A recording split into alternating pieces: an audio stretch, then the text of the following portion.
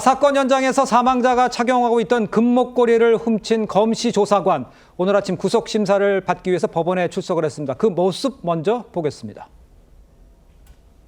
목걸이 훔치신 이유가 뭔가요?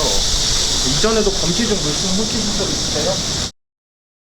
자, 그러니까 사라졌던 목걸이에는 금 20돈, 이 시가 1,100만 원이었다는 건데, 조사관이 어떻게 목걸이를 훔쳤는지, 어떻게 잡히게 된 건지 이걸 좀 설명을 해 주셔야 될 것 같아요. 관련해서 사건이 지난 20일이었죠. 인천 만수동의 한 빌라에서 50대 남성이 쓰러진 채 발견되면서 시작됐습니다. 네. 처음에 도착한 형사들이 찍은 사진을 보면 이 사진에는 변사자가 시가 1,100만 원 상당의 20돈짜리 금목걸이를 찬 모습이 찍혀 있어요.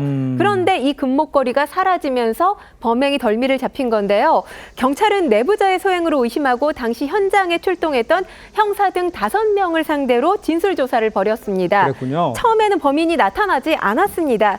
그런데 조사 이후에 심경의 변화를 느꼈던 검시조사관 A씨가 경찰에 자백을 했고요. 자신의 신발 속에 이 금 20돈짜리 목걸이를 숨겼다는 겁니다. 금 목걸이는 조사관의 자택 싱크대에서 비닐백에 담겨진 채로 발견됐습니다. 예, 당시 현장에 있었던 목격자와 경찰 관계자의 이야기를 한번 직접 들어보시죠.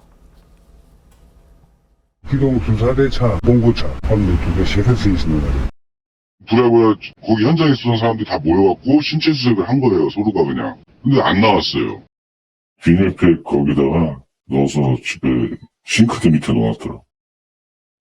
아니 근데 이제 궁금한 게 이 검시 조사관 왜 목걸이를 또 신발에 숨겨서 왜 이렇게 한 겁니까? 시신을 확인하다가 순간적으로 욕심이 생겼다고 합니다. 그래요? 예. 생활고나 빚 같은 금전적인 문제는 없었다고 진술한 것으로 알려졌는데요. 예. 검시조사관은 경찰이나 형사가 아니죠. 공무원입니다. 지금 해당 조사관 인천경찰청에서 4년째 근무 중인 것으로 알려졌는데 예. 영장실질심사를 받기 전에 해당 검시조사관 죄송하다면서 사과하는 모습을 보였는데 사실 직업이니만큼 공공의 의무에 최선을 다했어야 되죠. 네. 직업윤리 의무를 위반한 큰 사례로 남을 것 같습니다.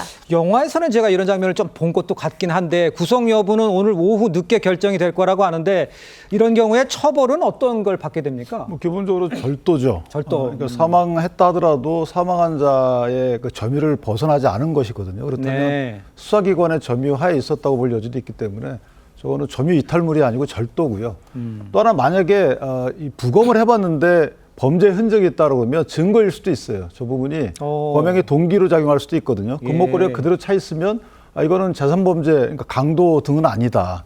뭐 이런 식의 범죄 동기를 파악할 수 있는 근거 자료가 될 수 있기 때문에 그럼 증거인멸죄가 될 수도 있어요. 그래서 어쨌든 법적 경우는 나중에 검찰이 어떻게 할지 모르겠지만 영장까지 나올지는 조금 의문은 있긴 한데 네. 어쨌든 아까 말씀하신 공공의 역할을 방기한 거기 때문에 또 하나는 그 어떻게 20돈씩 되는 것을 현장에서 빼돌릴 동안 아무도 몰랐을까라는 의구심은 있는데 왜냐하면 형사들이 먼저 사진을 찍고 그다음에 이제 이 과학수사대에 와서 또 여러 가지 사진 찍고 하는데 그렇죠. 2개 중에 하나에서 사라지면 반드시 걸릴 걸 알았을 텐데도 불구하고 저렇게 했다는 게 선뜻 납득은 안 됩니다.